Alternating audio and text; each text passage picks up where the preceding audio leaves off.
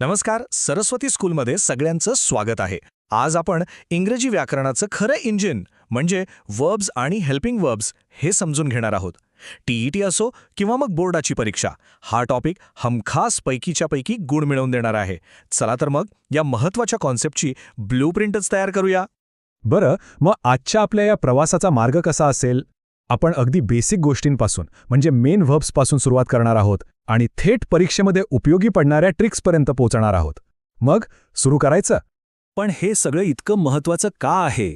जरा या वाक्यांमधला फरक बघा. आय राईट अ लेटर, साधं सरळ वाक्य. पण I can write a letter आणि I must write a letter, पाहिलं? फक्त एका छोट्याशा शब्दानं वाक्याचा संपूर्ण अर्थच बदलून टाकला. एक साधं सत्य एका शक्यतेत किंवा एका सक्तीमध्ये कसं बदलतं तेच तर आपल्याला शिकायचं आहे. चला तर मग सुरुवात करूया अगदी मूळ पायापासून, म्हणजेच मेन व्हर्ब्सपासून, जे आहेत कोणत्याही वाक्याचं खरं इंजिन. तर व्हर्ब म्हणजे काय? सोप्या भाषेत सांगायचं तर क्रियापद म्हणजे वाक्यातला असा शब्द जो एखादी ॲक्शन किंवा कृती दाखवतो. तो आपल्याला सांगतो की वाक्यात नेमकं काय घडतंय. जसं की राईट म्हणजे लिहिण्याची क्रिया किंवा प्लेज म्हणजे खेळण्याची क्रिया. खरं तर क्रियापदाशिवाय वाक्याला काही अर्थच उरत नाही. आता गंमत अशी आहे की ही मुख्य क्रियापदं आहेत ना, ती बहुरूप्यासारखी आहेत. ती आपलं रूप बदलू शकतात. काही असतात रेग्युलर वर्ब्स, जी डी किंवा ईडी लावून एका साध्या नियमाने बदलतात. पण काही असतात इररेग्युलर वर्ब्स म्हणजे अनियमित. यांची भूतकाळातली रूपं अगदी वेगळी खास असतात. पण थांबा, हे मेन इंजिन म्हणजे आपलं मुख्य क्रियापद एकटं काम नाही करत. त्याला मदत करण्यासाठी एक जबरदस्त सपोर्ट सिस्टम असते.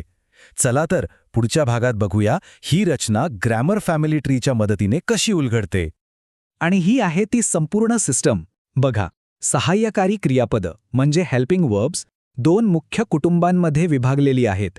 एक आहे प्रायमरी ऑक्सिलरीज, जे अगदी बेसिक कामं करतात, आणि दुसरं आहे मॉडल ऑक्सिलरीज, जे वाक्यात भावना, मूड आणि हेतू भरण्याचं काम करतात. आता हे जे प्रायमरी कुटुंब आहे ना, टू बी, टू डू आणि टू हॅव, यांचं काम खूप महत्त्वाचं आहे. हे आहेत वाक्याचे टाईमकीपर्स, म्हणजे वाक्याचा काळ किंवा टेन्स नक्की कोणता आहे हे ठरवण्याचं मुख्य काम यांचं आहे. आणि आता आपण वळतो या सिस्टमच्या सगळ्यात पॉवरफुल भागाकडे, मॉडल ऑक्झिलरीज. खरं सांगायचं तर हे शब्दांचे डायल्स आहेत, जे फिरवून आपण वाक्याचा मूड, हेतू आणि भावना पाहिजे तशी सेट करू शकतो. पण थांबा, हे पॉवरफुल डायल्स वापरण्याआधी त्यांचे काही गोल्डन रूल्स म्हणजे सुवर्ण नियम समजून घेणं खूप गरजेचं आहे. सगळ्यात महत्त्वाचं म्हणजे ते कधीही एकटे येत नाहीत. त्यांना नेहमी मुख्य क्रियापदाची सोबत लागते. आणि करता कोणताही असो, त्यांचं रूप बदलत नाही. चला पहिला डायलचा सेट बघूया. हा आहे शक्ती आणि परवानगीचा. कॅन आणि कुड हे क्षमता दाखवतात, म्हणजे एखादी गोष्ट करण्याची ताकद. तर मे आणि माईट हे परवानगी आणि शक्यता दाखवण्यासाठी वापरले जातात. फरक खूप सूक्ष्म आहे पण महत्त्वाचा आहे. आता पुढचा डायलॉग आहे बंधनाचं थर्मोमीटर. हे अगदी थर्मोमीटरसारखंच काम करतं. सगळ्यात खाली लेव्हल 1 वर आहे शुड, म्हणजे एक साधा सल्ला. थोडं वर लेव्हल 2 वर आहे ऑट टू, म्हणजे नैतिक कर्तव्य. आणि सगळ्यात वर लेव्हल 3 वर आहे मस्ट, म्हणजे 100% सक्ती, यातून सुटका नाही. आता हे डायल्स आहेत वेळ आणि हेतू सेट करणारे. शॅलचा वापर सहसा एखादा प्रस्ताव किंवा ऑफर देण्यासाठी होतो. विल भविष्यातली निश्चितता किंवा कधीकधी धमकी देण्यासाठी वापरतात. आणि वुड भूतकाळातलं सवयी सांगण्यासाठी किंवा एखादी नम्र विनंती करण्यासाठी वापरलं जातं. कसं वाटतंय? ही ग्रॅमरची ब्लूप्रिंट सोपी वाटतेय ना? जर हे सगळं विश्लेषण आवडत असेल आणि उपयोगी वाटत असेल तर एक लाईक आणि सबस्क्राईब करून चॅनलला नक्की सपोर्ट करा. आणि हो, ह्या सगळ्यांव्यतिरिक्त 3 खास चॅलेंजर्स सुद्धा आहेत. नीड म्हणजे गरज, डेअर म्हणजे धाडस किंवा आव्हान, आणि यूज टू म्हणजे भूतकाळातली अशी सवय जी आता सुटली आहे. बरं, आत्तापर्यंत आपण सगळं समजून तर घेतलं, पण परीक्षेच्या वेळी त्या प्रेशरमध्ये हे सगळं लक्षात कसं ठेवायचं, ही खरी कसोटी असते. म्हणूनच हे ज्ञान कायमचं लक्षात ठेवण्यासाठी काही सोप्या ट्रिक्स आहेत. तर हे आहेत परीक्षेसाठीचे मेमरी हॅक्स. पहिलं, CMM ट्रिक. कॅन म्हणजे कॅपॅसिटी, मे म्हणजे मॅनर्स. सोपं आहे ना? दुसरं, मस्ट फॉर्म्युला. मस्ट म्हणजे 100% कंपल्शन म्हणजे सक्ती. आणि तिसरं, WW रूल. विल म्हणजे सर्टन फ्युचर आणि वुड म्हणजे पास्ट हॅबिट. बघा किती सोपं झालं.